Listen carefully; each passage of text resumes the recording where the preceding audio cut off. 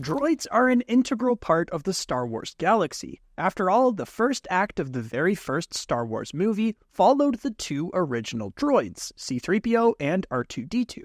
In fact, 3PO had the very first line of dialogue in the entire series. As the years went on, we were introduced to bounty hunter and assassin droids, battle droids, and many, many more. They're completely integrated into society in a galaxy far, far away. But I'll bet you didn't know that nearly every single droid in the Star Wars universe fits into 5 classes, based on use, intelligence, and other factors. So, let's go over them. This is the 5 droid classes explained.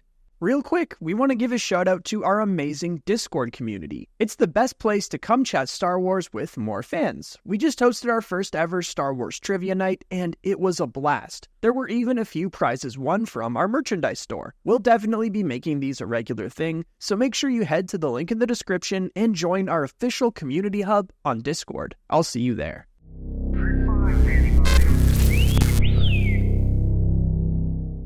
First class droids. The first class of droids was made up of some of the smartest droids, including those skilled in mathematical, physical, and medical sciences. Subcategories of the first-degree droid includes medical droids, biological science droids, physical science droids, and mathematics droids. The JN-66 analysis droid belonged to the first class. It was fitted with advanced vibrobrains and a sensor apparatus, seeing use in the Jedi Temple's analysis rooms. In a deleted scene from Attack of the Clones, these droids unsuccessfully tried to help Obi-Wan Kenobi identify Jango Fett's saber dart. The 2-1B series medical surgical droid was another first-class droid seen throughout the galaxy. It had an encyclopedic memory bank and modular limbs that allowed it to give the best course of medical treatment in any given medical situation. Then there's the midwife droid that helped deliver an infant Luke Skywalker and Princess Leia. In the same room was the GH-7 series medical assistance droid, designed to perform blood tests and from them diagnose their patient's condition. Still, it wasn't able to comprehend how Padme Amidala passed away from sadness.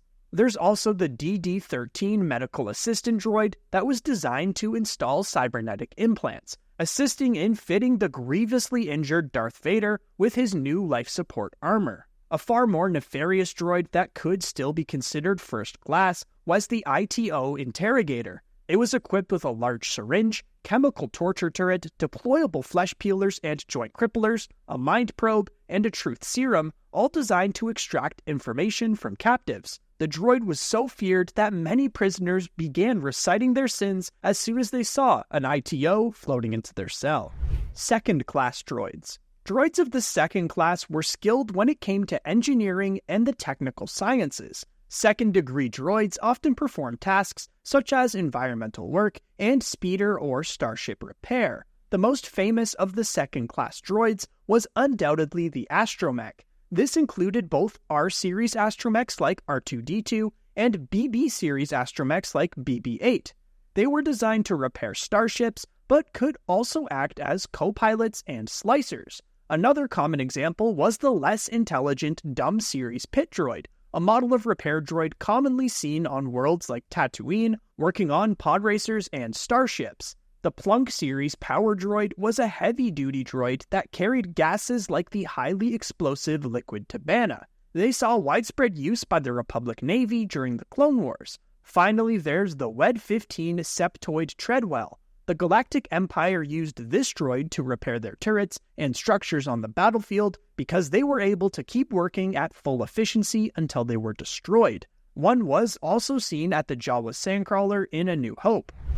Third-class droids. Third-class droids were skilled in social sciences and service functions. These droids were often programmed for interaction with us organic beings in services such as childcare, diplomacy, interpreting, and teaching. Some droids of other classes could also be equipped with protocol chips to give them the cognitive functionality to engage socially. One example is the CZ Secretary and Business Communications droid, a precursor to the more well-known protocol droid. That's right, C-3PO was technically a third-class droid. As he'll tell you within seconds of meeting him, he was programmed for etiquette and protocol, fluent in over 6 million forms of communication. The LEP series service droid was another example, often found serving drinks or holding datapads for separatist warlords. The FA-5 valet droid served at the docking bays of the Republic Executive Building during the Clone Wars, taking luggage and directing recently arrived beings to waiting airspeeders.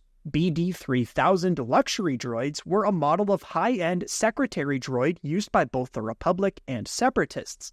They served as everything from talk show hosts for clone troopers to fulfilling mundane tasks as cooks or tailors. Fourth class droids. Droids of the fourth class were programmed for military and security purposes. Such droids tended to perform tasks wherein violence or combat were to be expected. Class 4 droids were grouped into 4 major categories: security droids, gladiator droids, battle droids, and assassin droids. Every single unit in the separatist droid army would be considered a fourth-class droid. This includes B-1 series battle droids, B-2 super battle droids, BX commando droids, droidicas, IG-100 Magnaguards, and everything in between. A less deadly example was the GU series Guardian police droid, used by the Coruscant Security Force. By the time of the Galactic Empire, the creation of most fourth-class droids was illegal, specifically when it came to battle droids, given the sentiment of many following the Clone Wars. Still, the Empire got around this by labeling their new KX series droid as a security droid, but they were conveniently programmed without the standard restriction against harming organic sentient life forms. A fourth-class droid that existed much further back on the Star Wars timeline was the Basilisk War Droid. These iron beasts were armed with an array of weapons in and on their armored frame, and were rode into combat by the Mandalorians during the Mandalorian Wars. Fifth-class droids. Fifth-class droids were programmed for manual labor and intensive jobs that did not require a high level of intelligence. Such droids tended to perform basic tasks like lifting, maintenance, mining, sanitation, and transportation. The Gonk series power droid was a prime example, essentially a walking, gonking battery. They were equipped with a very simple artificial intelligence, so they could understand rudimentary commands. MSE-6 series repair droids, commonly referred to as mouse droids, were employed in the hundreds to clean the floors of starships and bases. They also carried messages and guided troops to assigned posts. They could even be modified on the aftermarket for tasks like surveillance and slicing. The PK series worker droid was a durable and versatile multi-purpose unit. They were able to perform basic tasks such as simple repairs, organizing supplies, cleaning up offices, and cargo inventory, a perfect droid for a scrapyard.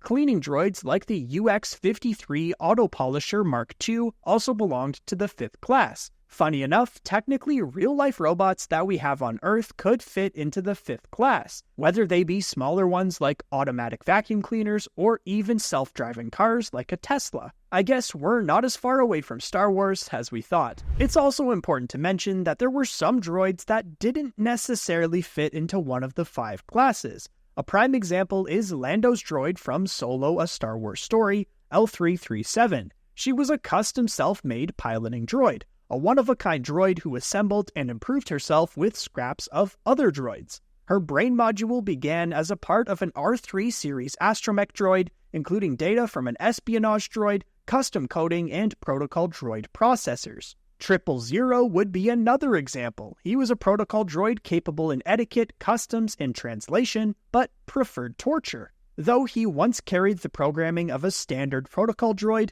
Trips was eventually fitted with the 000 programming, which turned the once docile droid into a sadistic assassin droid armed with syringes and scalpel digits. He and his companion BT-1 were not to be trifled with. But of all the droids in the Star Wars universe, which is your favorite? Which would you like to own? Let me know in the comments. Come join us to chat more at our community Discord server, linked in the description. If you enjoyed today's Star Wars video, we've got more on the screen for you right now. Also make sure to drop a like, and if you're new to the channel, hit subscribe to join the Red Squadron. Until next time, thanks for watching, and may the Force be with you. Red 5, standing by.